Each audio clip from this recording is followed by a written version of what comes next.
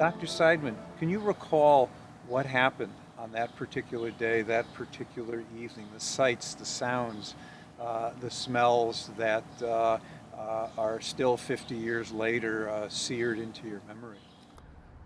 This trip that I took was a couple of days after the insurrection began. I was a junior member of a team that was going to travel from the Oak Park Post Office, a mile north of the city, down to the 4th Street Post Office downtown. There was only one seat in the truck, and since I wasn't the driver, I had to sit on the floor, and we traveled through the city, not able to take the Lodge Freeway because it had blocked off, and went down Woodward, passing the State Fairgrounds, where the National Guard was positioned to help deal with the riots. When we finally arrived at the post office downtown and got out, the local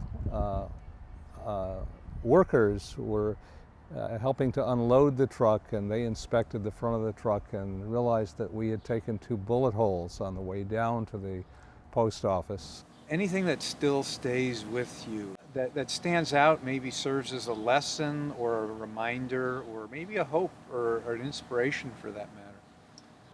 Well, certainly the resurgence of the city has been in doubt for some time, but with those recollections in mind, and driving downtown just last night to see a baseball game at Comerica Park, and parking perhaps 3/4 of a mile from the stadium, walking and seeing many people on the street, seeing the streets lit up, and observing the queue line in operation after the ball game, which ended around 10 p.m. at night. The queue line passed us full of people, and there was a stop not far from us, and there were people lined up to get on the next transport.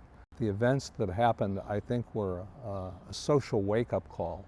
They were events that were inspired by